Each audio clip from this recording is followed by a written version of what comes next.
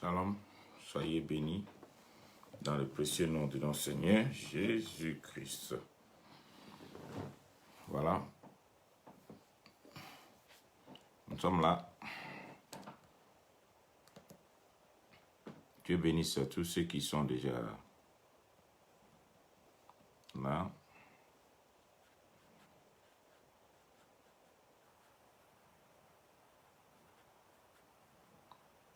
Aujourd'hui, c'est véritablement une école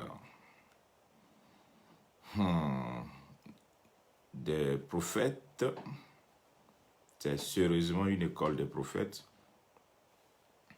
C'est véritablement l'école de l'esprit pour ceux qui ont envie, certainement, de marquer cette génération d'une manière exceptionnelle, et surtout ceux qui sont appelés pour des choses exceptionnelles. Dieu vous bénisse.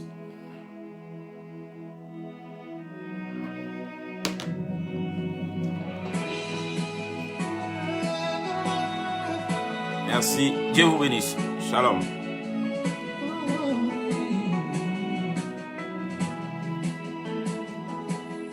You are great, yes, you are Holy One. Walked upon the sea, raised the dead. Great in majesty, mighty God. Everything written about you is great. You are great, yes, you are Holy One. Walked upon the sea, raised the dead. You reign in majesty, my God.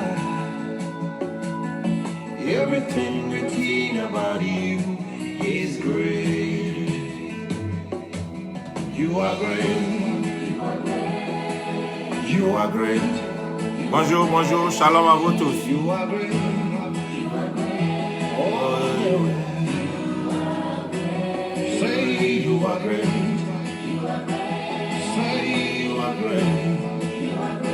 Everything about you is great.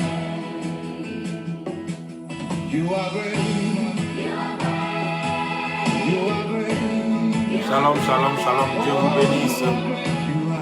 Aujourd'hui, c'est un cours véritablement pour les grands.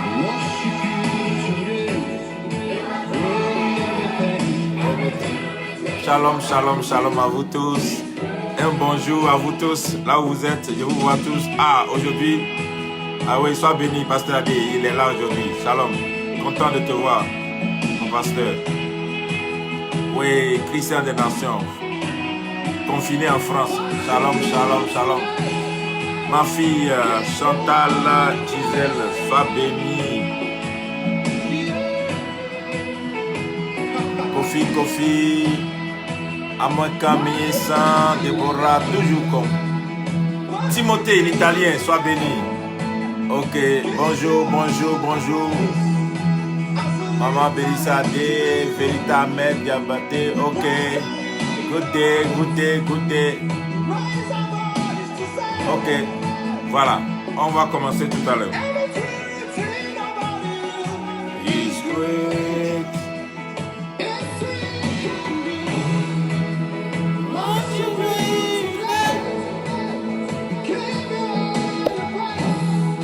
I see it with you.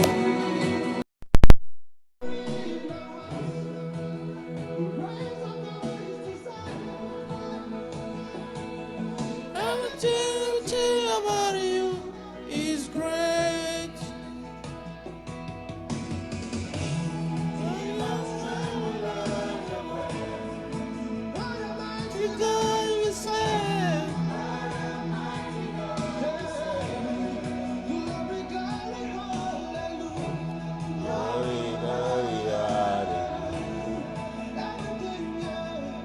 Everything within your body is great. Bonjour, bonjour, bonjour, bonjour, bonjour. Soyez bénis. What a mighty God we serve. Hey!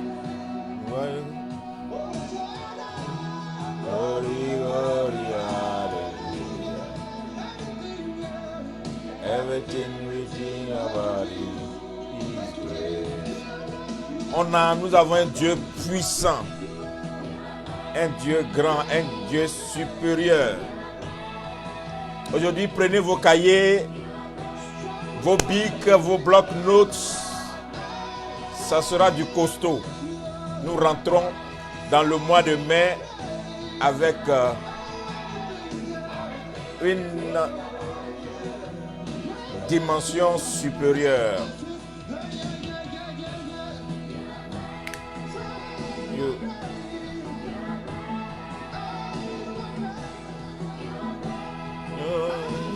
You are great.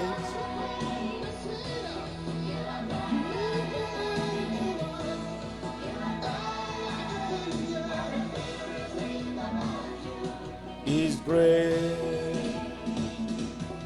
You are great. So you. Merci de partager la vidéo d'aujourd'hui. Je veux que le Seigneur fasse grâce. Dieu, ce Dieu miraculeux, puissant et merveilleux.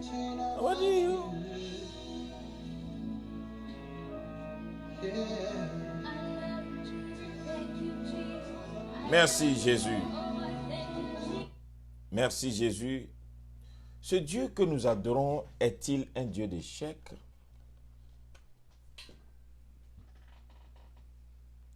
Ce Dieu que nous adorons est-il un Dieu d'échec?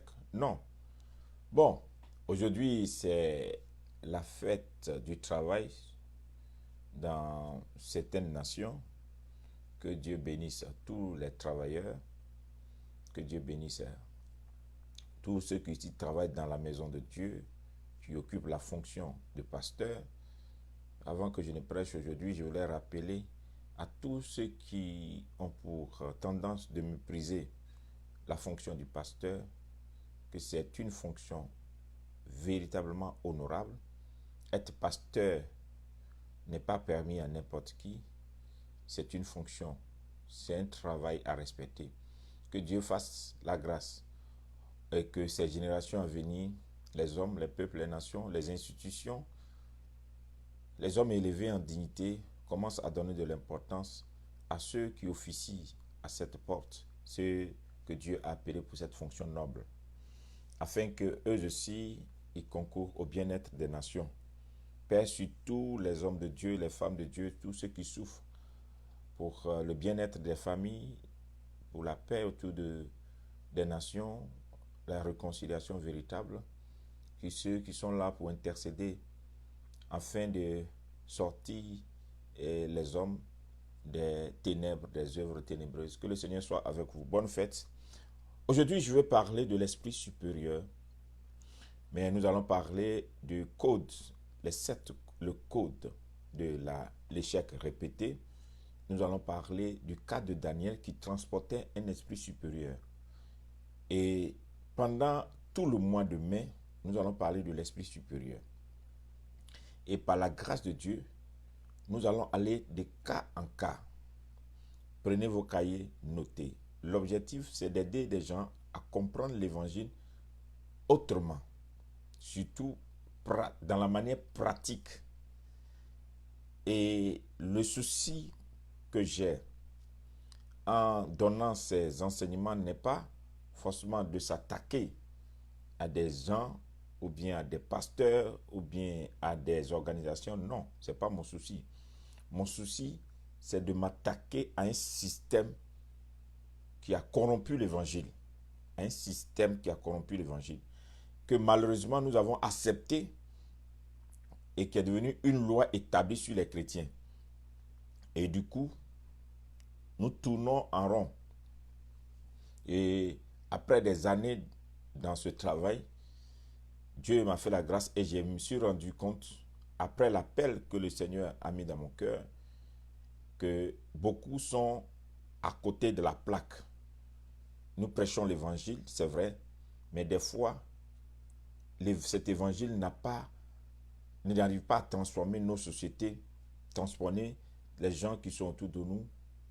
Et nous sommes en retard sur la société en général, parce que on ne se rend pas compte que l'évangile doit couvrir la terre avant le retour de Christ. Beaucoup prêchent le retour de Christ, c'est vrai, mais Christ ne viendra pas si l'évangile n'a pas atteint toute la terre. Et quel évangile? Donc, du coup, Jésus qui est Jésus, un temps donné, quand il a eu après et à écouter l'interprétation que Pierre donnait à sa mort et à sa résurrection, a réprimandé Pierre. Il a dit, Pierre, Satan, éloigne-toi de moi. J'ai dit que je vais mourir, je ressusciterai le 3e jour. Il n'a pas rejeté le ministère de Pierre, mais il a réprimandé Pierre en le traitant de Satan. C'est-à-dire, il s'est attaqué à l'esprit. Donc, des fois, si vous écoutez mes messages, c'est pour dire, des fois, par la grâce de Dieu, nous nous attaquons à un système, à une manière de faire qui fait que nous, les chrétiens, nous restons dans une position qui est devenue comme une prison. L'évangile nous a libérés. L'évangile ne nous emprisonne pas. Une fois que vous n'êtes plus en paix avec l'évangile, ça veut dire que vous êtes en danger. Donc c'est pourquoi souvent vous allez écouter quand je prêche, je vous enseigne, que c'est comme un bâton. Je tape sur certaines choses. C'est important pour chaque appel à un bâton de commandement. Voilà. Et c'est ce bâton-là qu'on utilise à un certain moment, là, le niveau où Dieu t'a appelé, que tu fasses le rappel. C'est un rappel et c'est important.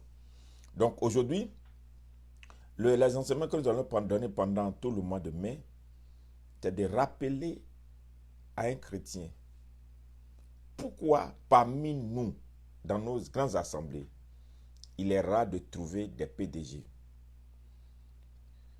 Je suis désolé, ça peut choquer, mais c'est les chrétiens surtout, je peux parler des évangéliques, surtout les chrétiens évangéliques, nous sommes des prêteurs de gloire.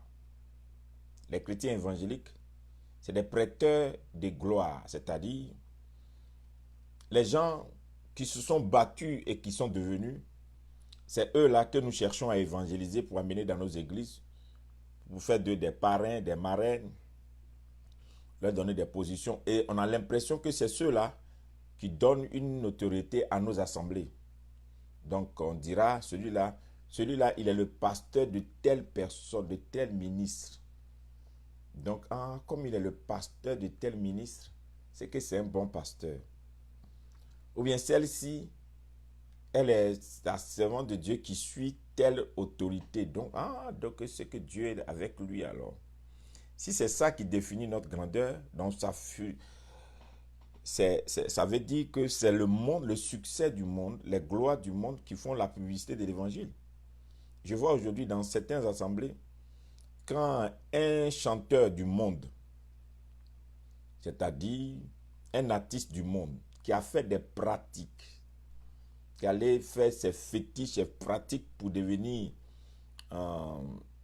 une star, rentre dans nos assemblées, tu vois, le pasteur même est excité, surexcité. Aujourd'hui, telle gloire venait à l'église chez moi. Ça veut dire que vraiment Dieu est avec moi. Mais il est venu avec quoi? Ce n'est pas ta gloire, c'est la gloire que le diable a fabriquée. Et des fois, on se précipite même de donner des micros à ces personnes pour leur donner une grande considération dans nos assemblées parce que nous manquons de stars. Ce qui démontre que nous manquons de grandes étoiles.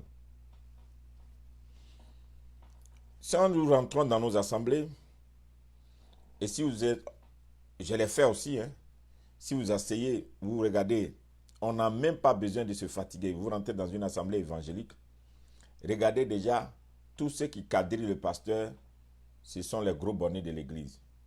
En grande partie, c'est ceux-là qui sont les faiseurs du pasteur. Donc, ils ont toujours les meilleures places, les meilleures positions. Ils sont assis. Et puis, bon, plus vous avancez, vous allez voir, bon, ceux qui viennent comme ça pour compléter le lot. Est-ce que le PDG de l'entreprise n'a pas besoin d'être un portier? Est-ce que le PDG de l'entreprise ne peut pas être un caméraman? Ou est-ce que le ministre ne peut pas venir à l'église et aussi balayer le temple? Vous voyez? Tu prends aujourd'hui le cas du couple pastoral. Le pasteur prêche. C'est bon que la femme soit à côté du pasteur, mais la plus grande visibilité est que la femme soit derrière pour regarder les erreurs du pasteur. Vous voyez ce qui se passe dans l'église? Arriver à la maison, dire à son mari, quand tu prêchais, il y a eu telle chose. Et mon mari, j'ai vu que quand tu prêchais, il y a telle chose. Et prier au moment où peut-être dans l'assemblée, il y a un combat. Mais il y a une grande distraction où, au moment où on entre le pasteur en train de prêcher, la femme aussi veut se faire voir, on doit la voir. Et donc, il se trouve que on a l'impression que l'église est devenue un lieu de show. Voilà, un lieu où chacun est venu pour faire sa publicité. Donc, nous n'avons pas de grandeur, nous n'avons pas des hommes que l'église a fait. Nous partons emprunter des gens dehors pour mettre à l'église. Et puis bon, voilà, tu vas te rendre compte, dès que quelqu'un entre dans l'église et puis la personne est une grande personnalité, vous voyez la grande considération que même le pasteur donne, même dans ses occupations et tout ça là. Ça veut dire que c'est un échec quelque part qu'il faut remonter. Comment utiliser des choses comme ça pour trouver un message, un travail à faire? Est-ce que l'Église ne peut pas fabriquer ses rois? Est-ce que l'Église ne peut pas engendrer ses présidents, ses ministres? Pendant ces un mois, nous allons parler de ces genres de choses. Est-ce qu'il y a un milliardaire, quand vous rentrez dans la religion musulmane, le vendredi, quand vous allez devant les mosquées, tout le monde en blanc, tout le monde a sa natte, tout le monde enlève sa chaussure, tout le monde s'abaisse, tout le monde prie. Et quand il rentre, peut-être c'est en sortant dans sa voiture que tu vas voir. Mais pourquoi?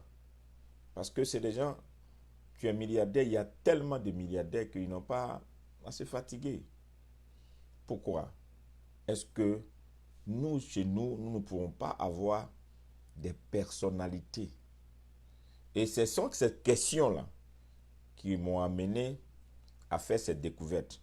Maintenant, il y a des choses que je vais partager avec vous plutôt, en direct, mais il y a des choses que je ne partagerai pas avec vous. Parce qu'on ne donne pas la bonne nourriture, c'est ce que le Seigneur a dit. Donc, il y a des secrets que je ne sortirai pas en public. Mais je vais essayer, par la grâce de Dieu, d'ouvrir vos yeux. Et que chacun de vous aussi pousse la connaissance, fasse des recherches. Notre Dieu n'est pas un Dieu d'échec. Notre Dieu n'est pas un Dieu d'échec. L'évangile que nous prêchons est l'évangile d'un roi, d'un royaume, d'un langage, d'une monnaie, d'une puissance, d'une armée. C'est l'évangile de la conquête. On ne peut pas faire la conquête sans moyens, sans une armée, sans la science, la technologie, sans des hommes d'État influents. On ne peut pas faire la conquête sans une politique de diplomatie influente. On ne peut pas faire la conquête si nous n'avons pas des juges, des avocats, nous n'avons pas des ministres influents, nous ne pouvons pas faire de conquête. Pendant des années, on a laissé l'esprit du réveil et de la conquête aux grands pasteurs, entre guillemets, et à de grandes églises. C'est de bonnes choses. Mais la décennie dans laquelle nous rentrons est une décennie qui va ouvrir la porte sur maintenant les grands hommes que Dieu va faire dans son église, afin que ces grands hommes puissent ouvrir des portes pour l'église, là où le pasteur ne peut pas rentrer. Le pasteur prêche l'évangile, il a sa place, mais il y a des disciples qui jouent un rôle que le pasteur ne peut pas jouer. Je donne un exemple. Quand Jésus est allé à la croix de Golgotha pour mourir et ressusciter, la Bible dit que avant qu'il ne parte, Marie a versé le parfum sur les pieds de Jésus. C'était sa fonction. Quand Marie a versé le parfum, Jésus a dit, ce qu'elle vient de faire, la fête pour le jour de ma résurrection. Mais il faut qu'on l'enterre pour qu'il ressuscite. Mais la Bible dit que quand Jésus partait à la croix, il y a eu un homme qui est venu, c'était Simon de Cyrène, qui venait, un Libyen, qui a porté sa croix. Quand le Libyen a porté la croix de Jésus, arrivé à Golgotha, la Bible dit que les soldats l'ont chassé. Quand Jésus est mort, et la Bible dit qu'à cette heure où Jésus mourait, il y avait un interdit. C'était l'heure du sabbat. Et à cette heure, on n'enterrait plus les gens. On ne devait plus toucher un corps. La loi interdisait de toucher un corps. C'est à cet instant précis qu'apparaît un homme qu'on appelle Joseph d'Arimathée.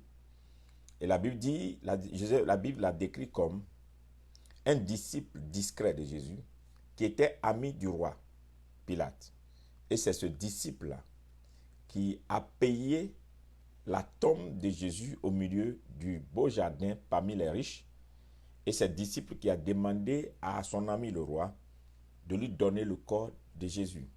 Aucun Pierre, tous ces disciples qui avaient reçu le Saint-Esprit, qui avaient écouté les enseignements, qui ont suivi Jésus tout le temps, aucun d'eux n'avait accès à Pilate. Ils avaient peur de Pilate. Vous souvenez-vous que Pierre a fui Pilate. Il a renié Jésus 3 fois parce qu'il avait peur de l'armée des militaires de Pilate. Donc, ce n'est pas de Pilate même que Pierre va affronter. Donc, il fallait Joseph d'Arimathée, cet homme noble, cet homme de distinction, cet homme qui est habitué au palais, qui est ami des rois, pour prendre le corps de Jésus, malgré la loi et les interdits, et l'enterrer pour que la prophétie s'accomplisse. Parce que si on n'avait pas enterré Jésus le même jour, la prophétie du 3e jour n'allait pas s'accomplir. Donc il fallait quelqu'un là pour prendre le corps et l'enterrer, et ne pas l'enterrer au milieu des brigands, l'enterrer au milieu des lois, des grands, et pour que la prophétie s'accomplisse. Pourquoi? Il y a eu 3 dimensions du jardin. Adam, le diable a trahi, il a combattu l'homme dans le jardin, et c'est là qu'il a enlevé à l'homme ce que Dieu lui a donné. Jésus est venu combattre de son vivant par la prière le diable dans le jardin de Gethsémani. Alors il va ressortir avec les clés du séjour de la mort dans un jardin encore, même dans le cimetière. Donc les 3 portes du jardin: jardin d'Éden, jardin de Gethsémani, le jardin où on enterrait le corps de Jésus. Ce qui montre que Dieu travaille de cette manière afin qu'il y ait la restauration totale. L'homme a été volé dans un jardin, Dieu le restaure dans un jardin. Donc c'est pourquoi on nous parle souvent du paradis, que les gens ne savent pas souvent, du paradis, qui montre la restauration de ce jardin dans lequel on nous a chassés, parce qu'on a désobéi. Donc à partir de cet instant, si cet homme n'était pas là, n'était pas converti, n'était pas un disciple de Jésus, qui allait ouvrir la porte, qui allait prendre le corps de Jésus? Donc, est-ce que vous posez souvent les questions? Là où il y a des interdits, là où il y a des portes fermées pour le chrétien, qui sont ces hommes que Dieu a élevés, préparés, pour que ceux-là, ils interviennent? C'est là que se trouve la difficulté. Parce que nous n'avons pas assez de Joseph d'Arimathée. Et je me rends compte, avant, j'ai vécu une année, une période difficile, où dans ma génération, je voyais des pasteurs amis qui faisaient l'effort d'être amis à certains de mes enfants spirituels. D'autres ont été même détruits totalement parce qu'ils ont été élevés. On dit non, c'est celui-là qui fait que l'homme de Dieu là, il fait de grandes œuvres. Non, il a des millionnaires dans son église et c'est ceux-là, c'est eux-là qui font que son église avance. Donc chacun cherche à les prendre. On les invite, viens chez moi, il faut devenir parrain. D'autres envoyaient histoire d'ethnie, d'autres envoyaient histoire de non, on est ensemble. Donc, les enfants là étaient embrouillés à cause de leur grandeur. D'autres ont pu prendre, d'autres pour partir. J'avais commencé un travail formidable par le réveil avec des chantres. J'avais une vision pour le réveil. Et quand ces chantres-là n'étaient rien, personne ne les voyait. Mais quand ils ont commencé à être élevés, les gens, oui, non, c'est Dieu a dit, les gens les luttaient, chacun les luttait. Et puis, tout cela m'a donné d'avoir un recul. Et j'ai observé, je me suis rendu compte que les gens ne s'intéressent jamais à comment s'investir dans les gens pour qu'ils soient puissants pour les utiliser demain pour l'évangile. Mais quand toi, tu les prépares et tu as la vision sur eux et tu leur donnes de la valeur, tu leur donnes de la considération et que tu les élèves, c'est là que les gens la viennent maintenant. Oh non, Dieu m'a dit ça, Dieu m'a révélé ça, mais Dieu ne te révélait pas avant quand il n'était rien. Donc, ceux qui ont l'esprit supérieur, c'est ceux qui ne visent pas les hommes faits, mais qui font les hommes. Ceux-là, ils ont un esprit supérieur. Donc, je vais vous expliquer dans l'esprit supérieur. Le rôle de l'esprit supérieur, c'est mon verset, beaucoup me connaissent.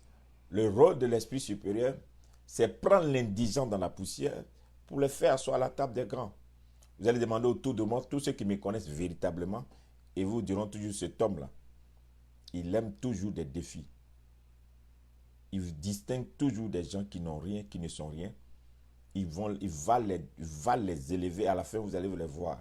Ceux qui me connaissent bien. C'est pourquoi.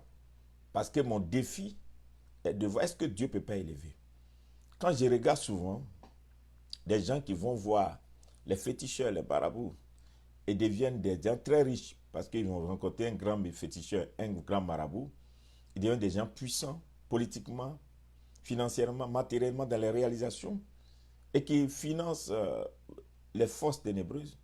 Est-ce que l'Église ne peut pas avoir, au lieu qu'il y ait seulement des hommes de Dieu qui crachent matin, midi, soir pour condamner et accuser les chrétiens, des hommes de Dieu qui ne sont pas prêts, qui sont prêts à montrer des secrets bibliques à des enfants de Dieu pour que les enfants de Dieu possèdent des portes influentes de la nation ou bien des nations. Ou bien des nations. Voilà. Donc j'ai écouté un jour l'histoire de Dangote, le riche milliardaire nigérien, qui a eu la grâce de rencontrer le feu Archibishop Benson Idahosa, qui a prophétisé sur sa vie, parce qu'il a rendu un service important.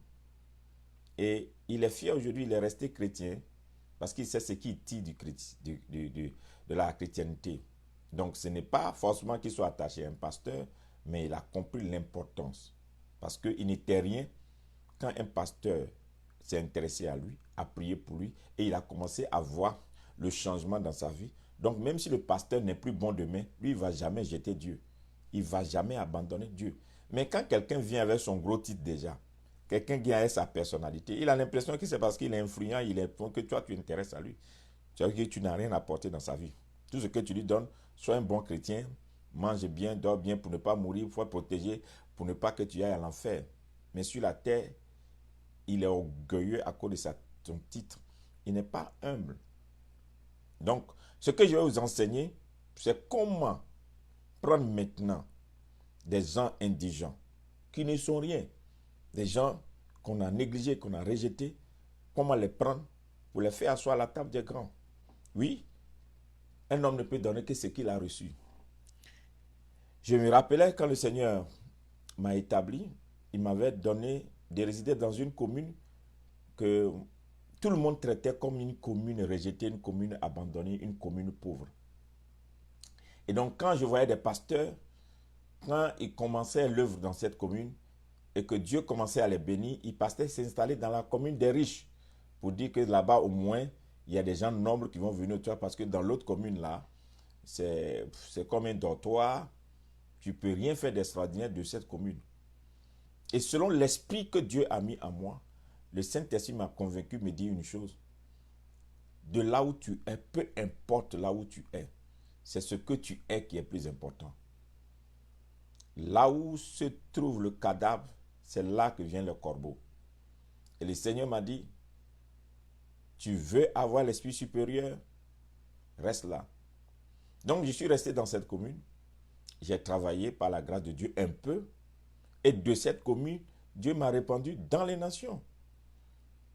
Je voyais des gens quitter, des gens qui conduisaient 1 heure de temps. D'autres même plus que ça, pour venir à l'assemblée. Et les gens ne voyaient plus leurs problèmes de sécurité. Pourquoi? C'est qu'ils cherchent se retrouver quelque part, ils sont obligés de se déplacer. Plusieurs fois, j'ai entendu des hommes qui sont venus me voir pour dire, cette église-là, tu as laissé ça dans cette commune-là. Pourquoi tu ne m'amènes pas cette assemblée-là ici? Parce que, les gens qui allaient rentrer dans l'église. Non, je veux, si Dieu est Dieu, qu'il prenne des gens qui viennent là, qui fassent de ces personnes-là des gens que je veux voir. Et par la grâce de Dieu, après quelques années, je vois aujourd'hui cette semence-là qui est répandue dans les nations. Beaucoup de nations qui se trouvent, des enfants qui ont été formés dans ce quartier qui est rejeté par tous, qui est reconnu comme un quartier où rien de bon ne peut sortir. Mais quand on est resté fidèle, ils sont devenus aujourd'hui des gens influents dans presque beaucoup de nations. Pourquoi? Parce que le problème, c'est qu'est-ce que tu as à donner. Ce n'est pas qu'est-ce que tu as à recevoir. C'est ce que tu as à donner qui fait de toi un grand.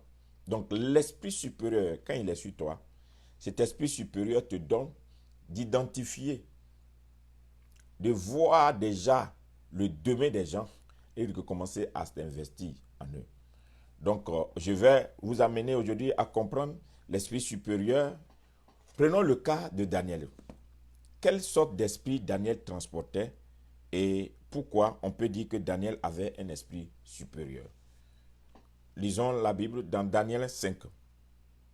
On a dit que Daniel avait un esprit supérieur. Donc je voudrais te rappeler, pour avoir un esprit supérieur, il ne faut pas avoir les regards humains. Il ne faut pas avoir une vision. Il ne faut pas être une personne qui saute dans tout, qui a envie de faire comme les autres, ou bien qui veut seulement se comparer aux autres et réussir. Non. Pour avoir un esprit supérieur, il faut que tu sois convaincu de ce que Dieu a fait avec toi.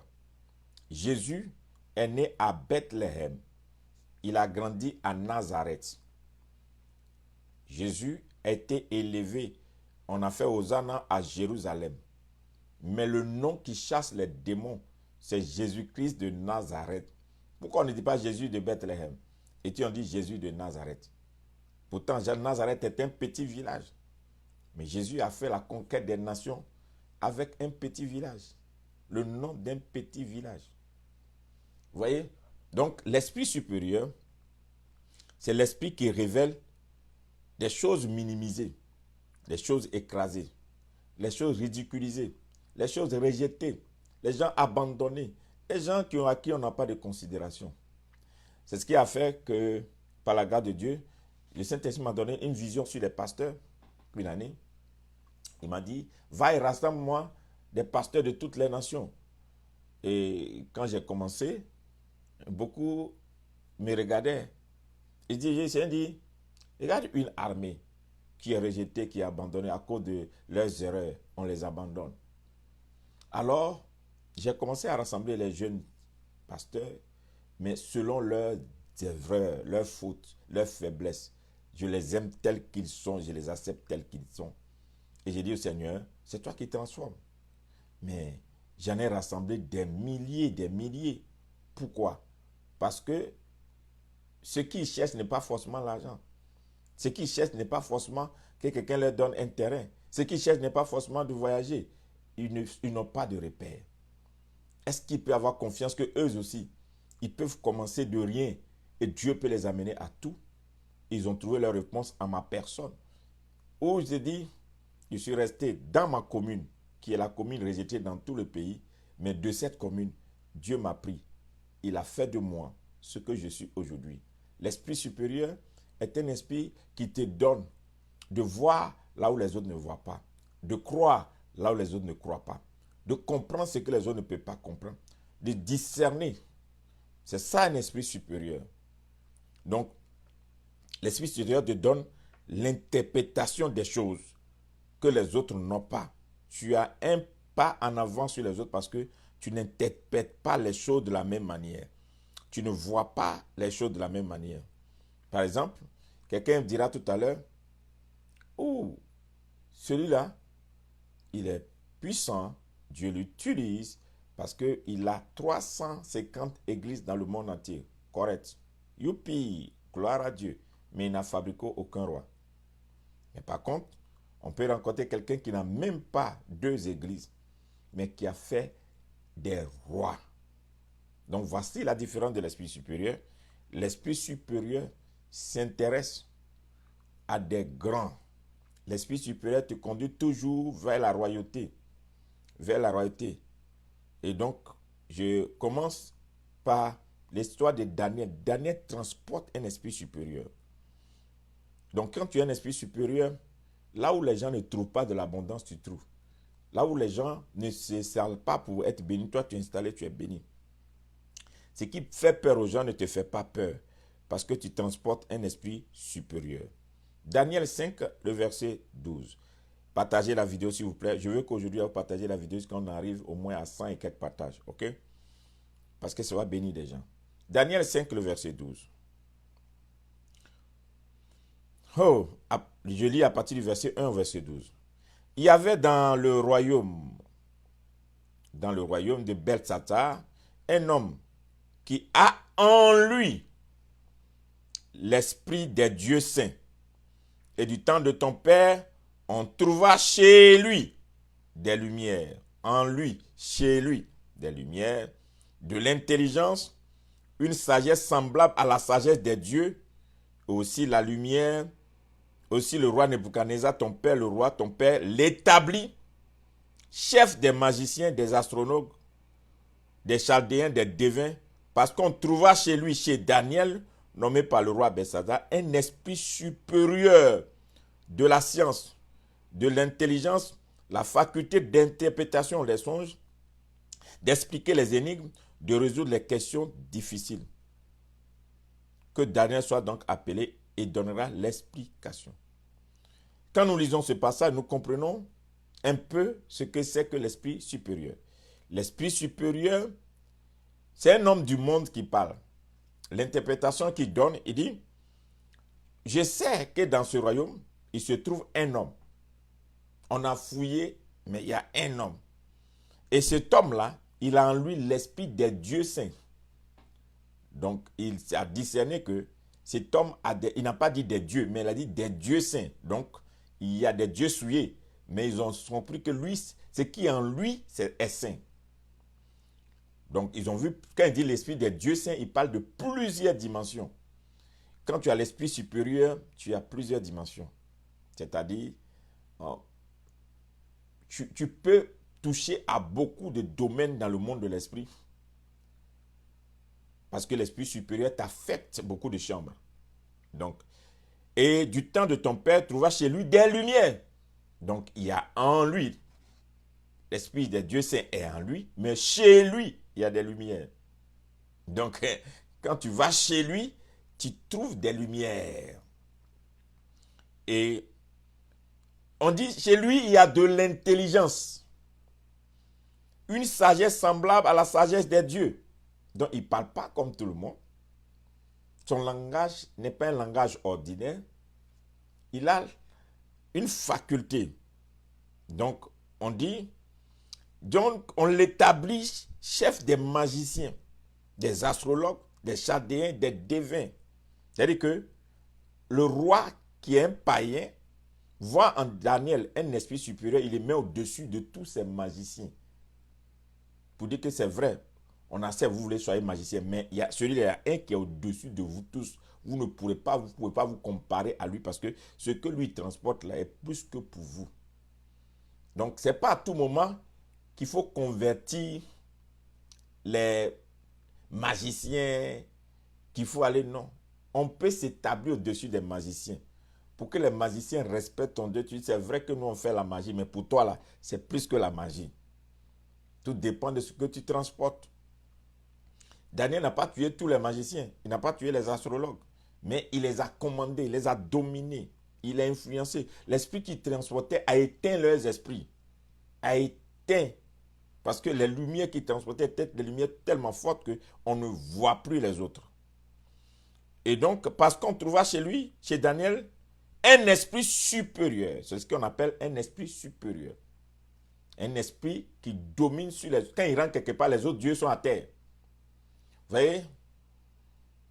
Quand tu transportes quelque chose, il y a des gens qui vont voir les gens pour qu'on leur impose la main pour qu'ils reçoivent. Bon, c'est une autre dimension. Mais il y a des gens qui sont nés avec. Nés avec. Je me rappelais qu'une année, j'avais accompagné un de mes frères pour aller récupérer de l'argent quelque part. Et juste l'accompagner pour récupérer de l'argent. Et nous, on ne savait pas, on partait juste parce que c'est une commission pour aller prendre l'argent. On rentre dans la cour d'une femme. Et la femme là, on dirait qu'elle fait la consultation. Dès que nous sommes rentrés, la femme a commencé à crier, sortez, celui-là qui sorte, qui ne rentre pas ici, il va gâter mes choses, il va déranger les trucs, les génies. Elle a commencé à crier.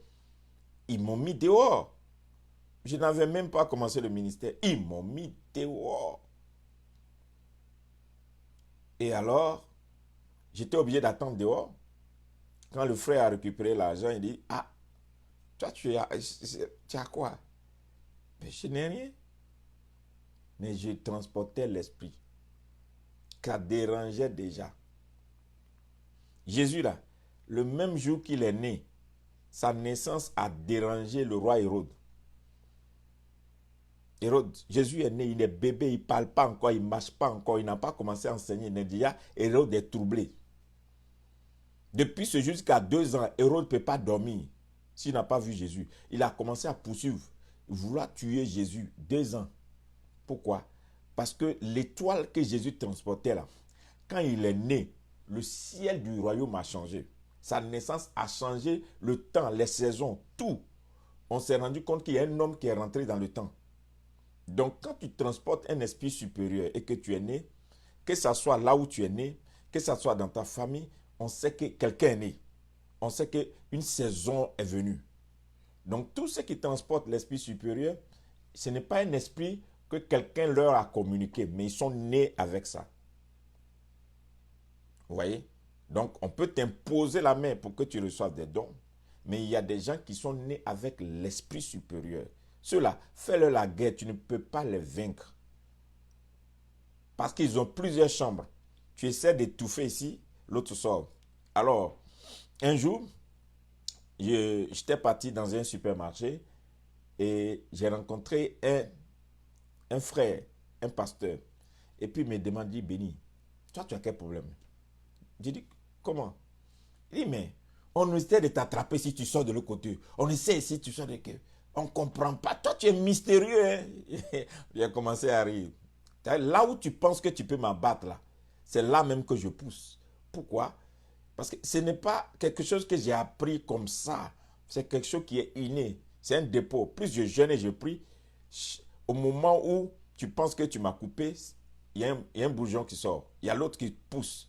Et tu te poses des questions. Waouh! C'est des facultés que Dieu investit en quelqu'un.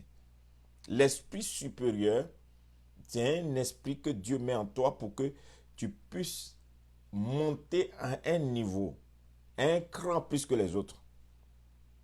Vous faites la même chose, mais vous n'avez pas le même résultat parce que tu transportes en toi un esprit supérieur. Donc, chez lui, il y avait des lumières. Hein, c'est ce que la Bible a dit, selon Daniel. Daniel, on était dans l'année 5. Donc, Seigneur. On dit chez lui, il avait la faculté d'interpréter les songes. La faculté. Donc, la faculté de la médecine, la faculté des songes, la faculté des sciences, la faculté... Donc, lui, il avait en lui, quand on dit faculté, là, c'est comme une chambre d'études. Quand on dit faculté des sciences, là-bas, là, on étudie les sciences. Donc, il avait en lui seul, il avait en lui la faculté, comme l'université d'interprétation des songes. Et il avait cette facilité d'interpréter les songes. Alléluia. D'interpréter les songes. On dit faculté. D'interpréter les songes, d'expliquer les énigmes et de résoudre les questions difficiles. Quand tu vas chez lui, ce qui est compliqué, il trouve la sagesse et décode. Ce qu'on ne peut pas comprendre, lui comprend. Donc, dans sa faculté, Daniel est terrible. Donc, que Daniel soit donc appelé pour qu'il vienne expliquer. C'est lui seul, sinon, on ne peut pas trouver quelqu'un pour expliquer ce genre de choses. Donc, l'esprit supérieur te donne d'avoir une clé que les autres ne peuvent pas avoir au bon moment. Donc, regardez, par exemple, si vous prenez le cas de Joseph. Quand Pharaon a fait son songe, il y avait beaucoup de personnes. On va arriver à Joseph aussi. Quand Pharaon a fait son songe, Pharaon avait les magiciens, il y avait des voyants, il y avait tous ceux-là qui étaient là, mais personne n'a pu décoder. Jusqu'on aille chercher Joseph en prison. Et c'est lui qui a décodé. C'est-à-dire que Joseph avait un esprit supérieur. Donc, quand tu as un esprit supérieur, il y a un plus que Dieu met sur toi. Il y a un plus. On va te combattre. Mais il y a des choses, eux-mêmes qui te combattent là, ils s'asseyent et puis ils disent, on le combat, hein, mais on sait qu'il a ça. C'est la finalité. Ils se rendent compte que, je ne sais pas pourquoi je le combats, même si sa tête ne me plaît pas, je reconnais qu'il a ça. Et c'est ce qui s'est passé au temps d'Isaac. Isaac a sémé chez les Philistins. Ils lui ont arraché, ils ont bouché le puits. Il a sémé, ils ont arraché, ils ont bouché le puits. Ils ont arraché, ils ont bouché le puits. Enfin, ils se sont assis, ils ont dit, mais nous-mêmes, nous sommes chez nous. Nous sommes, disons, propriétaires des terres. Mais la manière, ce monsieur-là creuse et puis il trouve des puits, il n'est pas normal. Pour lui, là, il n'est pas normal. Il n'est pas un homme. Au lieu de lui faire la guerre, associons-lui à lui. C'est pourquoi on parle de Rehoboth. Il dit, associons-lui à lui, avec lui, faisons alliance pour que ce qu'il transporte là nous affecte aussi. Vous voyez, Isaac avait un esprit supérieur qui faisait que l'échec ne lui faisait rien. Quand on lui arrache quelque chose, ça ne lui disait rien. Il avançait toujours. Si tu voulais transformer l'échec en exploit, vous devez prier, vous devez commencer à prier, demander à Dieu de vous donner cet esprit supérieur. Vous ne pouvez jamais engendrer autour de vous des rois, des présidents, des futurs ministres, si vous n'avez pas l'esprit supérieur. On va y arriver tout à l'heure. Daniel 6. Daniel 6, le verset 3. Daniel surpassait les chefs, les satrapes, parce qu'il avait en lui un esprit supérieur, et le roi pensait à l'établir sur tout le royaume. Donc Daniel surpassait les chefs et les satrapes, parce qu'il avait en lui un esprit supérieur. Et le roi pensait à l'établir. Donc, on n'a pas dit parce qu'il parle bien, parce qu'il avait des relations, parce qu'il avait des contacts, parce qu'il était bien formé, parce qu'il était expérimenté, mais il avait en lui un esprit supérieur, donc il est dépassé. Donc, quand tu entends un esprit supérieur, ce n'est plus l'expérience, ce n'est plus les relations, ce ne sont plus les contacts, non, c'est l'esprit, c'est ce que tu transportes qui te met au-dessus des gens.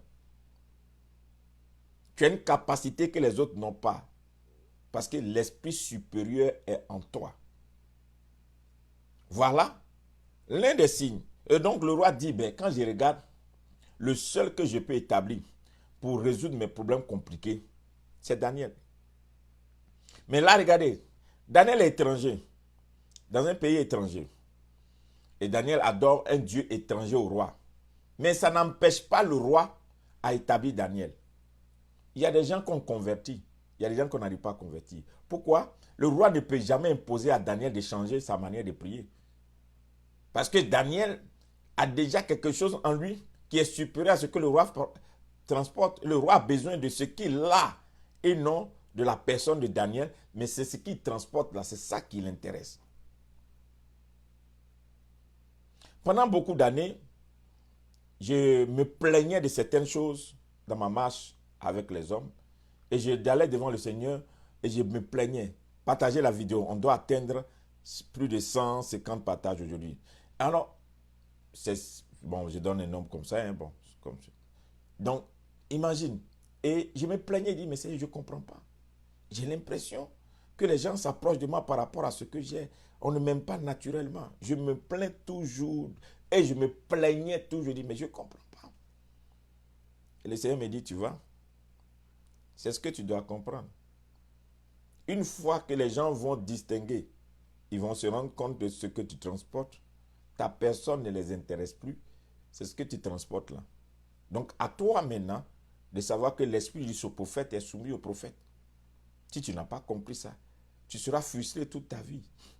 Daniel, est-ce qu'on va raconter la taille de Daniel, la forme de Daniel? Mais on dit ce qui transportait faisait que tout le monde pensait l'établir, lui donner une position à cause de ce qu'il transportait. Donc quand tu as l'esprit supérieur, c'est à toi de savoir diriger cet esprit pour accéder à, pour arriver à, pour avoir. C'est important, l'esprit supérieur. Peut-être que tu qui m'écoutes, tu es né avec un esprit supérieur, mais tu ne sais pas que cet esprit supérieur-là est important pour toi pour avancer et tu vas avoir des frustrations dans ta vie pour rien. Daniel 4, le verset 8. Daniel 4, le verset 8. En dernier lieu, Daniel se présenta devant Beltshazzar, d'après le nom de mon Dieu, et qui a en lui l'esprit des dieux saints, je dis le songe. Il dit d'après le nom de mon Dieu.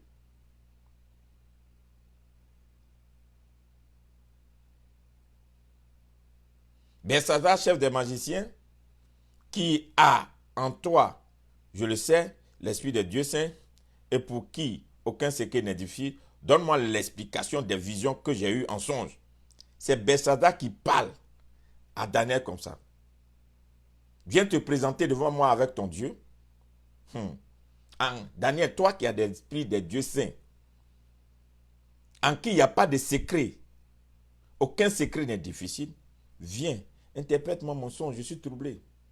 Il y a combien aujourd'hui de politiciens, d'hommes d'affaires, il y a combien aujourd'hui de ministres, des gens importants qui sont troublés par leur destin, par leur vision, parce que le charisme, ils ne comprennent rien de leur futur. C'est pourquoi vous allez comprendre mon indignation par rapport à certaines choses. Comment vous pouvez prendre une femme future premier ministre dans une nation, ou bien une femme qui va révolutionner l'économie d'un pays entier, et aller enfermer dans la maison d'un toto qui la bastonne matin, midi et soir, qui lui fait des enfants qu'il ne peut pas élever, et il la ridiculise, il la rabroue, et il est là, il fait d'elle une chose. Je ne peux pas accepter, c'est de l'injustice. Parce qu'on lui a dit, quel que soit tout ce que tu vas avoir, si tu n'es pas marié, tu n'es rien. Donc pour ça, elle prend toutes ces choses-là, elle s'en va enterrer là. Il fallait que le roi distingue que Daniel avait une étoile. Et Daniel avait des lumières pour bénéficier de ça. Il y a des gens qui ne vont jamais distinguer la différence entre vous et eux, comprendre même des jalousies énormes. Il y a des gens, ils ne sont pas jaloux seulement parce que vous faites quelque chose. Non, ils sont jaloux même de votre étoile. Ils sont jaloux même de ce que vous transportez. Ils sont jaloux de ce que vous avez. Et cette jalousie-là les amène à vous concurrencer, à vouloir vous étouffer, vous éteindre, vous arrêter pour ne pas sauter, arriver à une étape supérieure. C'est pourquoi j'en parle. C'est injuste. Une femme, tu viens, tu lui dis ne va pas à l'école, il faut t'occuper des enfants. Pourtant, elle est faite pour aller à l'école parce que demain, elle doit devenir premier ministre ou bien ministre. Elle va amener quelque chose pour changer. Dieu l'a appelée pour ça. Elle a en elle des lumières. Quand tu prends ça, tu fais cuisinière. Prenez un homme doux, qui n'aime pas de palabres, en qui Dieu a déposé un esprit supérieur. On prend ça, on donne à une femme. Façon là. Elle prend ça. Elle insulte matin, midi, soir, elle ridiculise devant les gens, elle crie, elle salit, elle raconte n'importe quoi. Le monsieur devient comme un lion qui devient un chat dans une maison. Quand il voit sa femme là, il faut qu'il tremble. Pourtant, il a en lui des dépôts énormes pour sauver peut-être toute une génération. Et on va me dire non, quand même il faut qu'il soit marié. C'est pas obligé.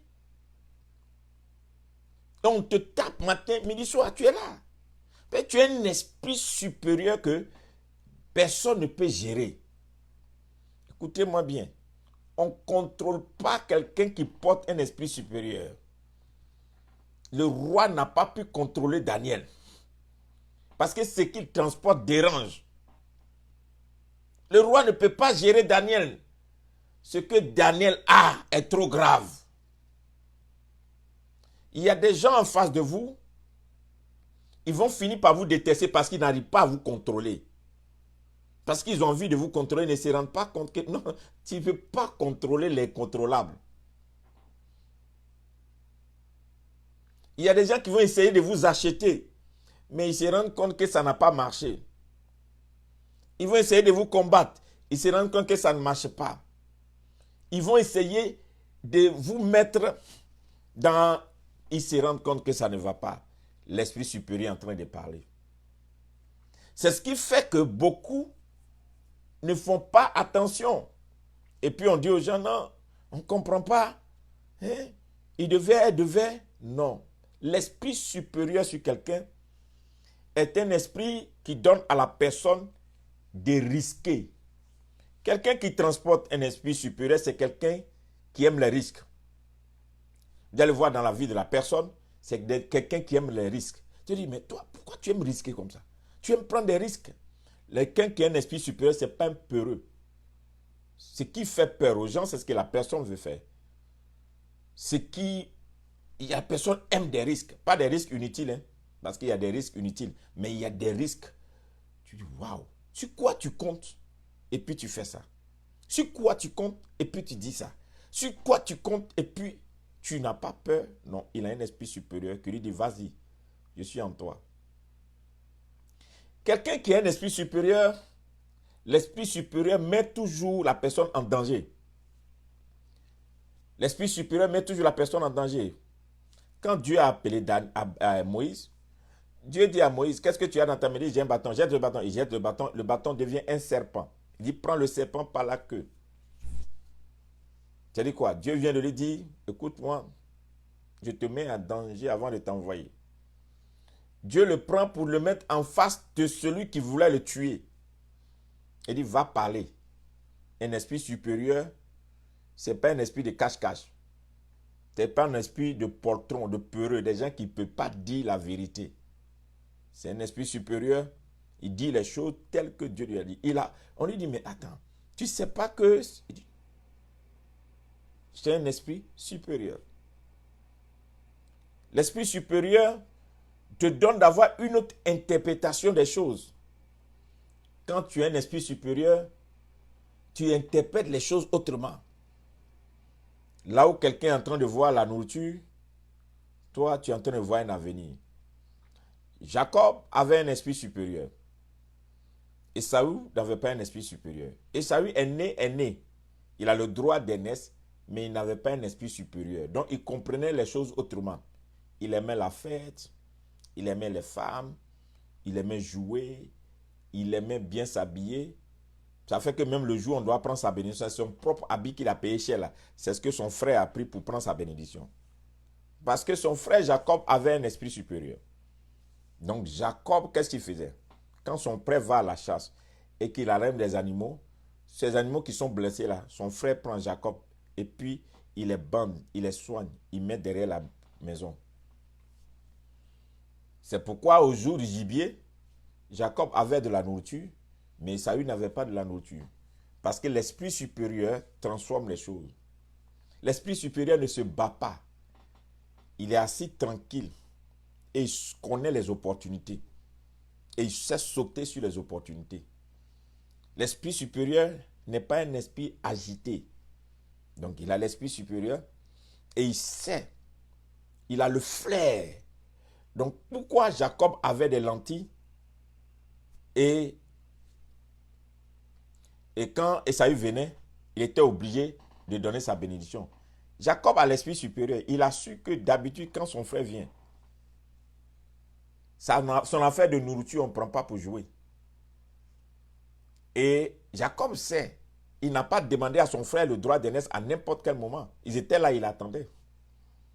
Mais comme Ésaü est parti ce jour-là, il n'a pas chassé. Si Ésaü avait chassé, il n'allait pas demander à son frère les lentilles. Il avait faim et il est parti à la chasse, il n'en a attrapé. Et quand il est rentré, et son frère sait qu'il a faim, son frère avait ses lentilles. Et il dit, bon, tu as les lentilles. Donne-moi les lentilles. Il dit, non, je ne te donne pas. Si tu me donnes ton droit d'aînesse, je te donne les lentilles. Comme Ésaü est un homme qui ne tient pas devant la faim, il a dit, ok, moi j'ai fait quoi avec droit d'aînesse? J'ai fait quoi avec droit d'aînesse? Prends et puis donne-moi à manger. Et il a pris. La Bible a dit que Dieu a haï Ésaü parce que Ésaü a méprisé son droit d'aînesse. Donc, Jacob, sa tête est remplie. Il ne travaille pas avec ses muscles, il travaille avec sa tête. Un esprit supérieur.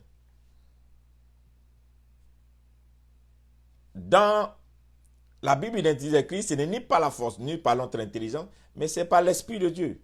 Donc, quand tu as l'Esprit supérieur, tu ne te bats pas. L'Esprit te conduit. Tu as une autre interprétation. Quand Jacob est arrivé chez Laban, que Laban a fini de l'utiliser pendant des années, et qu'il devait sortir, Laban pense qu'il est rusé. Mais l'Esprit supérieur qui était en Jacob a donné à ce que Dieu lui donne une interprétation. Il a eu des brebis qu'on n'avait pas l'habitude de fabriquer. Il a fait sortir une autre marque, si vous lisez bien. Les brebis qui étaient méprisées. Les brebis entachées, c'était les brebis méprisées. Et ce sont ces brebis-là qui sont multipliées en grand nombre. Il a fait sortir une marque qui n'était pas achetée et c'est devenu sa richesse. Donc quand vous avez l'esprit supérieur, cet esprit-là vous donne toujours de voir la richesse là où les autres ne voient pas la richesse. De voir la puissance là où les autres ne voient pas la puissance. Les choses que les gens jettent, c'est ça que vous récupérez et ça devient un sujet de gloire. Donc c'est pourquoi la Bible dit, Dieu prend l'indigent dans la poussière pour le faire asseoir à la table des rois. Et qu'est-ce que la Bible dit de Jésus? La pierre qu'ont rejetée les bâtisseurs va devenir la principale de l'angle. C'est-à-dire que eux, quand ils regardent, la pierre ne remplit pas les conditions de la bâtisse. La pierre ne remplit pas les conditions selon les calculs scientifiques, les calculs de la construction. La pierre là ne remplit pas. Ils l'ont pris, ils l'ont mis. Toi, tu ne remplis pas les conditions. Mais à la dernière minute, c'est cette pierre-là qui va devenir la principale de l'angle. Donc quand tu as l'esprit supérieur, tu es rejeté à cause de ton esprit supérieur. Tu es une personne méprisée à cause de l'esprit supérieur. Tu es une personne que les gens ne peuvent jamais comprendre à cause de l'esprit supérieur. Mais à la fin, tu deviens leur secours. À la fin, tu deviens leur force. À la fin, tu deviens leur témoignage. Parce qu'ils se rendent compte que waouh, on n'avait pas compris. Joseph avait l'esprit supérieur. Ses frères l'ont vendu. Quand ils l'ont vendu, c'est ce qui a fait que plus tard, Joseph, quand il les a retrouvés, dit, je me suis fâché contre vous. Vous avez pensé me faire du mal. Mais Dieu l'a transformé en bien. Quand vous avez un esprit supérieur, tout le mal que les gens vous souhaitent devient toujours le bien. Et ils sont étonnés que ceux qui ont voulu vous tuer hier, ils sont étonnés que vous avez occupé une place que eux-mêmes vont guetter toute leur vie, qui n'auront pas. Qui n'auront pas. L'esprit supérieur a plusieurs chambres. Tu as des chambres en toi qui sont encore fermées. des chambres de trésors en toi qui sont encore fermées, que Dieu n'a pas encore ouvertes. C'est pourquoi Dieu permet que les gens te méprisent avant qu'ils n'ouvrent une chambre pour que ces personnes de loin regardent pour dire « Waouh, on n'avait pas pensé ». Quand une personne qui a un esprit supérieur ne meurt pas là où on tue tout le monde, ne disparaît pas là où tout le monde disparaît. Non, non, non, non, non. Une personne qui a un esprit supérieur revient toujours. Vous allez voir, la personne prend toujours le dessus. Dieu a donné, Dieu a donné. Donc commence à te prendre toi-même au sérieux. C'est l'esprit supérieur qui est le faiseur des rois. C'est avec l'esprit supérieur seulement que nous pouvons avoir des ministres, des PDG, des grands conseillers du roi. On peut avoir des présidents, des personnalités d'État, des gens qu'on va faire la lecture de leur avenir. Si vous n'avez pas l'esprit supérieur, vous allez voir des gens aujourd'hui qui peuvent devenir président, mais vous les méprisez, vous les insultez. Toi, tu ne seras jamais rien. Et puis, deviens. Toi, tu n'es rien. Et puis, deviens. Parce que vous n'arrivez pas à sonder au-delà du présent de la personne. Vous ne pouvez pas imaginer où Dieu est capable d'amener cette personne. Un jour, on était allé quelque part pour un temps d'enseignement. Et quand je rentre et puis je m'assois, j'observe, on devait prêcher en groupe. Je me rends compte que il y avait quand même un esprit que j'ai sondé, comme une concurrence, chacun faisait tout. Bon, ça ne me disait rien. Donc les gens ont prêché, les gens ont fait des démonstrations, chacun a fait tête. Et arrivé à mon tour, j'étais assis et puis le Saint-Esprit me dit, aujourd'hui, je vais te faire prêcher quelque chose, mais en quelques mots. Waouh! Quand tu te laisses conduire par Dieu, le Saint-Esprit s'est saisi de moi. En quelques minutes, une démonstration de la parole. Toute la salle s'est levée. Les gens disent, waouh, d'où lui sort? D'où il vient ce monsieur? Et le Saint-Esprit dit, tu vois, à chaque fois que les gens veulent joser ce qui est en toi, il y a une autre chambre que je vais ouvrir, qu'ils ne connaissent pas. Parce que quand tu as l'esprit supérieur, l'imagination est fertile, la créativité est là. C'est sans limite. Quand tu as l'esprit supérieur, tu deviens un puits. Des sources d'eau jailliront. Que Dieu te donne d'avoir cet esprit supérieur. Voici l'esprit que transportait Daniel. Ce n'est pas vos histoires de tombe, reçoit. Non, non, c'est un esprit posé de royauté. Et les rois avaient besoin de ça. Quand tu as un esprit où tu es là, quand tu t'assois devant un roi et puis tu dis, roi, tu pêches trop, Dieu ne peut pas te bénir. Ça, c'est quel esprit? Est-ce que vous avez vu Daniel prêcher au roi son péché? Daniel réglait les problèmes du royaume avec le don que Dieu lui a donné. Ça l'a positionné, ça a sauvé son peuple. Et puis, le roi a fini par imposer le Dieu de Daniel à tout le royaume. Ça veut dire que Daniel a converti le roi sans même lui dire « Suis mon Dieu ». Avec son don. Tu vois? Il y a vu quelque part où Daniel allait prêcher. Tu pêches trop. Tu cherches les femmes des gens. Tu cherches les enfants des gens. Tu es trop pécheur. Non, Daniel, son don là, faisait que le roi même, il a commencé à corriger sa vie. Une année, on m'a amené un enfant qui était un vrai bandit. Et ses parents étaient fatigués. Ils ne savaient plus quoi faire. Et ils ont dit, il ne veut pas aller à l'école. Et il prend les voitures de ses parents, il va, il prend l'argent, il va, il aime la fête. Alors, ils ont mené dans les camps de prière, ils ont envoyé partout, ils ne comprennent pas. Ils disent que c'est un enfant, peut-être qu'il a un démon. Ils disent, bon. Donc j'ai dit, un de mes enfants pasteurs leur a dit, moi j'ai mon papa là, on dirait que le monsieur là, Dieu est avec lui, on va essayer. Donc ils m'ont envoyé l'enfant. Quand ils m'ont envoyé, j'ai commencé à être ami à lui. je n'ai pas fait une délivrance en tant que tel. On était seulement ensemble. Je le mettais toujours avec moi. J'ai commencé à lui donner des valeurs. J'ai commencé à lui donner des considérations. Il n'avait pas le gros lit qu'il avait chez lui. On dormait pratiquement ensemble. Et j'ai commencé à lui confier des choses. Prière de temps en temps. Et puis la fin de l'année arrive, les examens, et l'enfant s'est calmé. Donc j'appelle ses parents pour dire, bon, vous devez inscrire cet enfant pour qu'il passe son bac en candidat libre.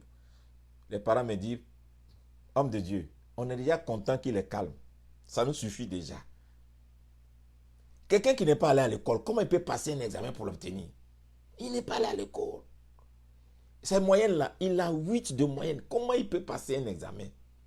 Donc le père n'était pas d'accord. Il a dit à la mère, si le père n'est pas d'accord, il faut essayer. La mère essaie. On place cet enfant qui n'a pas été à l'école, 2 ans, qui a une petite moyenne. On l'amène, il passe l'examen, le bac, et il a eu. Eux, ils ont appelé ça mirage, ils appellent ça l'esprit supérieur.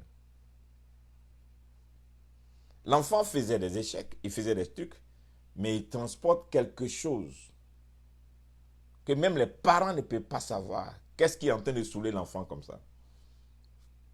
Des fois, ce n'est pas tous les enfants agités qui sont maudits. Ce n'est pas tous les enfants perturbés qui sont maudits.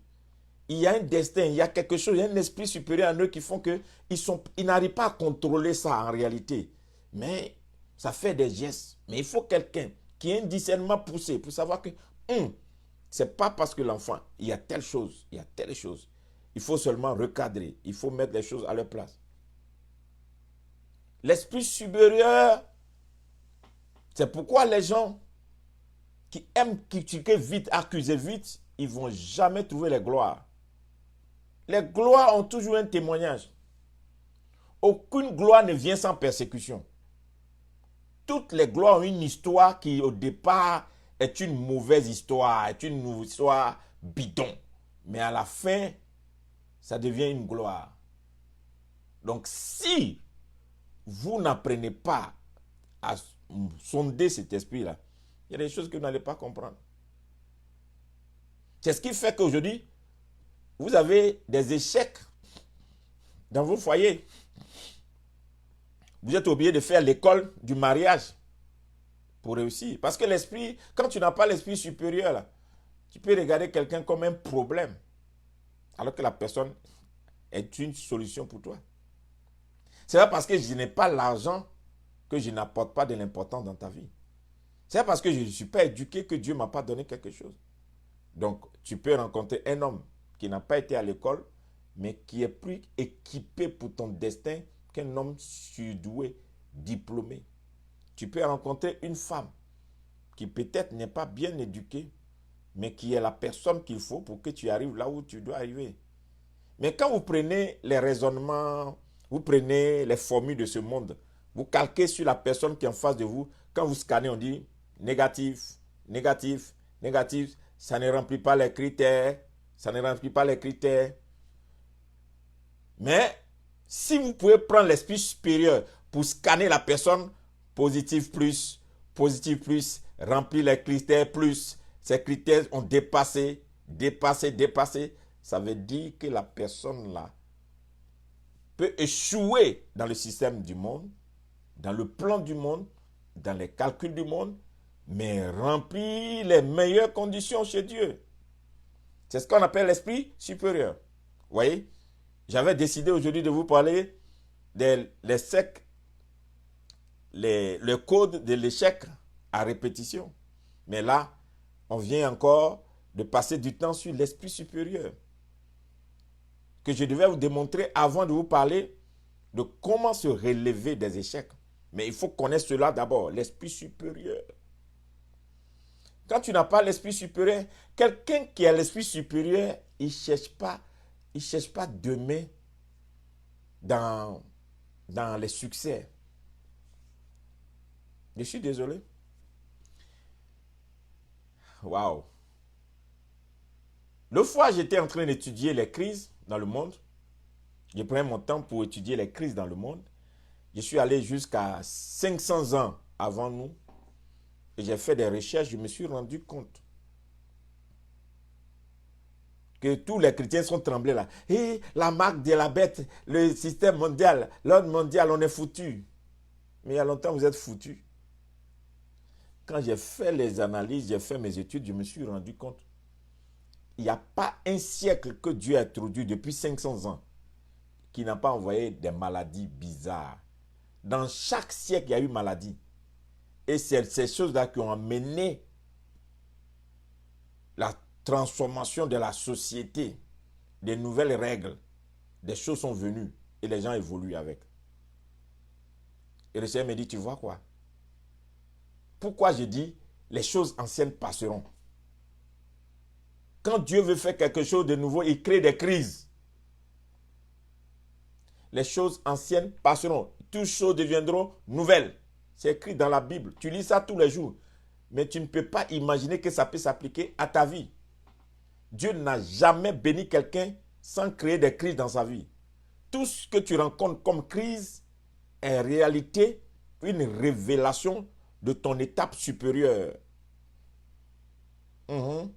Fouille bien dans ta vie. Les peuples qui sont devenus prospères ont gagné leur prospérité dans les crises. Quand vous prenez par exemple nos frères libanais, c'est là où il y a la guerre qu'ils achètent. Vous prenez les juifs, c'est pendant les crises à qui ils ont commencé à emprunter l'argent, c'est comme ça qu'ils ont les plus grandes banques au monde aujourd'hui. Pourtant, c'est des gens qu'on massacrait. C'est quand les crises ont commencé, ils ont commencé à emprunter de l'argent aux gens qui sont devenus des gens puissants aujourd'hui. On dit non, ils ont le monde. Ils ont le monde, pourquoi? Parce qu'au moment où personne ne pensait l'argent, ils ont pensé l'argent. Lisez bien la Bible, vous allez voir que l'existence de Jérusalem aujourd'hui, d'Israël, est éprouvée par l'acte que Jérémie a posé.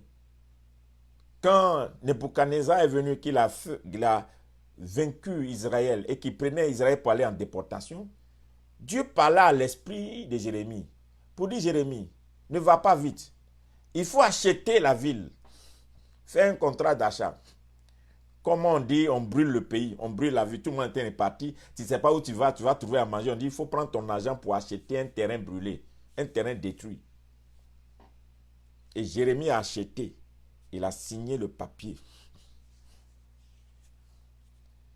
Et quand il y a eu des crises, plus des années, des siècles plus tard, et qu'Israël devait prouver son existence, ils ont commencé à fouiller leur Torah.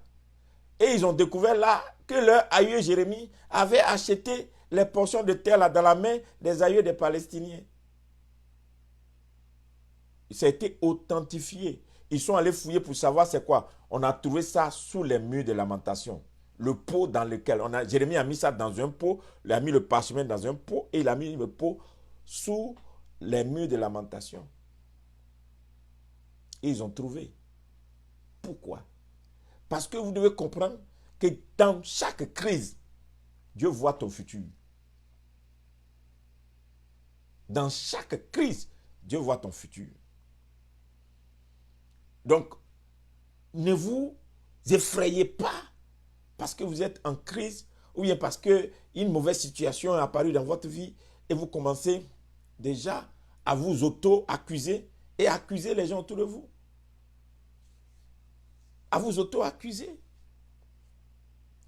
Tout ce qui arrive dans ta vie, que ce soit bon ou mauvais, toujours il y a un message qui est derrière. Comment se fait-il qu'il y a des milliards de personnes sur la terre et quand tu sors un jour, c'est 2 personnes peut-être que tu salues? Ça veut dire que ces 2 personnes que tu as saluées un jour ne sont pas un hasard dans ta vie. Mais comme tu ne fais pas attention, tu ne fais rien avec ça. Les jours portent le même nom, mais les jours n'ont pas la même grâce. Tous les lundis ne sont pas les lundis. Tous les mardis ne sont pas les mardis. Mais ça sonne lundi. Mais l'intérieur est autre chose. Tous les mercredis ne sont pas mercredis. On répète mercredi, mais à l'intérieur de chaque jour, il y a quelque chose. C'est à toi de comprendre que les événements de ma vie ne sont que les étapes de demain. Et l'Esprit supérieur te donne d'avoir cette lecture. Voici maintenant le secret le code pour avoir l'esprit supérieur. Demain, je vais vous donner, patientez, hein, prenez courage, patientez. Demain, je vais vous donner le code des échecs à répétition. Mais aujourd'hui, je vous ai parlé de l'esprit supérieur. Voici le code de ceux qui ont l'esprit supérieur. Ils ont 2 signes. Si tu as ces 2 signes, c'est tellement que tu as un esprit supérieur. Il faut commencer à cultiver, à prier pour que vraiment cet esprit-là grandisse en toi. Voici les 2 signes. Je vous répète que tous les prophètes que Dieu a envoyés, Dieu leur a donné toujours 2 signes. Tous les prophètes dans la Bible que Dieu a utilisés, ils ont toujours 2 signes dans la vie. Je ne parle pas de ça aujourd'hui. Mais voici les 2 signes de tous ceux qui transportent l'esprit supérieur. Tous ceux qui transportent l'esprit supérieur, ils ont la foi et l'audace. La foi et l'audace. C'est les 2 signes. Toute personne qui transporte un esprit supérieur, cette personne a la foi et cette personne a l'audace. La foi, c'est croire en une chose et manifester la chose même si on ne voit pas. C'est la foi. Quand vous trouvez quelqu'un qui a de la foi, parce qu'il y a plusieurs dimensions de la foi aussi, mais là, quelqu'un qui a de la foi et qui est audacieux ou bien audacieuse, faites très attention, cette personne risque de vous honnir si vous vous pressez de le critiquer ou bien de la critiquer. Parce que cette personne finira toujours par marquer la différence. Peu importe l'accusation, peu importe les projets, peu importe les trucs que vous, si vous faites ça, vous allez vous rendre compte que vous allez tomber dans la honte. Parce que une personne qui a la foi et qui a l'audace transporte l'esprit supérieur. Il fait des choses que vous ne comprenez pas aujourd'hui, mais qui ont un résultat demain. Il confesse, il actionne des choses, dit mais la foi ne répond à rien, frères et sœurs. La foi ne respecte aucune règle. La foi n'a pas de principe. La foi est une manifestation, point. On ne peut pas cadrer la foi. Tu ne peux pas donner des principes, dis non, c'est selon la foi, il faut avoir la foi. Une foi qui est régulée n'est plus une foi. Une foi organisée n'est plus une foi. Mais la foi est une manifestation. Mais l'audace, c'est une personne qui s'élève avec le vent contraire. Le vent vient, on dit c'est violent, les vents fuient, mais lui, c'est maintenant il rentre dans ce vent. Ou bien elle rentre dans le vent. Et on dit, mais à quoi? Tu ne vois pas le danger? Parce qu'en réalité, l'esprit supérieur te dit de ne pas avoir peur du danger. Parce qu'en réalité, celui qui a l'esprit supérieur, c'est pendant le danger qu'on le voit. Il vient toujours pour apporter une solution à des crises, à des temps de danger. Cette personne, elle vient toujours pour être comme une solution pour quelque chose. Donc, ce que tout le monde fuit, l'homme qui a l'esprit supérieur, bien la femme qui a l'esprit supérieur, dit non, ça ne me dit rien. On dit, mais tu ne sais pas que tous ceux qui ont fait ça là, sont tombés, ils ont eu ça, ils ont tout perdu. Il dit non. Moi, je fais une autre lecture. Où toi, tu vois le péché, moi, je vois la vie. Où toi, tu vois que ça a enterré des gens, moi, au contraire, je vois la résurrection. Où ce que tu vois sale, moi, je vois la sainteté. Ce que toi, tu appelles souillu, moi, je vois dans ça, véritablement, la grandeur, la grâce. Donc, l'homme qui a un esprit supérieur, bien la femme qui a un esprit supérieur, n'a pas toujours les mêmes interprétations. On va s'arrêter aussi aujourd'hui là-bas. Nous allons continuer demain. Acte 3 pour les codes. Oui, je sais, il y a des gens qui... Il a dit qu'il va donner les codes. On n'a pas reçu les codes. Demain, vous aurez les codes. Demain, on va parler des codes de l'échec à répétition. Comment transformer les échecs en exploits. Je vous avais donné le 1 roi 18, 1 Roi 18, verset 41 à 46. Vous devez lire ça et lisez ça demain, hein, par la grâce de Dieu. J'ai fini. Il fallait que je vous plante le décor de ce mois de mai. Il fallait qu'aujourd'hui, je vous parle aussi de l'esprit supérieur pour comprendre dans quel domaine nous allons travailler pendant tout le mois de mai avant de commencer à vous donner certains codes. Parce que si tu as les codes et que tu ne comprends pas comment ça fonctionne, ce n'est pas la peine. Donc au moins, tu connais aujourd'hui l'esprit supérieur, réécoute la vidéo une fois, deux fois, et tu as les trucs comme ça. Quand demain, nous allons commencer avec les codes, on va commencer à aller dans d'autres dimensions, tu sais déjà de quoi on parle. Tu sais déjà de quoi on parle. Pour ne pas être un chrétien qui n'est pas assez nourri. Que la paix du Seigneur soit avec vous, que sa grâce vous soit multipliée. On va prier, on va donner les points de prière aujourd'hui. Pour que tu pries, les points de prière. Premier point de prière. Premier point de prière, Seigneur, tu as dit demandez et on vous donnera. Je demande l'esprit supérieur. Seigneur, je demande l'esprit supérieur. Deuxième point de prière, Seigneur, fais de moi une solution dans les crises. Fais de moi une solution dans les crises ou bien une solution pour les crises. Troisième point de prière, Seigneur, donne-moi d'avoir une bonne interprétation des événements qui m'arrivent. Seigneur, donne-moi d'avoir une bonne interprétation des choses qui m'arrivent. Quatrième point, Seigneur, donne-moi la faculté d'interprétation des saisons, des hommes, des temps, des événements qui m'arrivent. Sixième point, Saint-Esprit, sois mon partenaire dans ce mois de mai et fais de moi un homme ou une femme influente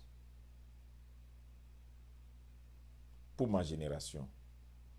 Amen. Shalom. Dieu vous bénisse. On se retrouve demain. Amen. Et demain, nous allons continuer avec l'esprit supérieur.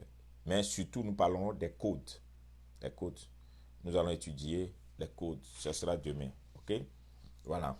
Le code de l'échec répété. Comment décoder des clés qui sont dans l'échec et transformer ces échecs-là en exploits. C'est de ça que nous allons parler demain. J'espère que vous avez partagé la vidéo. Aujourd'hui, je voudrais que ces partages-là aillent très loin. Amen. Pour aider quelqu'un. Que le Seigneur vous garde, que sa paix soit avec vous. Et surtout, que le sang de Christ vous protège sur toute la terre, là où vous êtes, dans ces confinements, afin que nous puissions ensemble vivre et marquer cette décennie qui est au devant de nous, au nom de Jésus. Bye bye.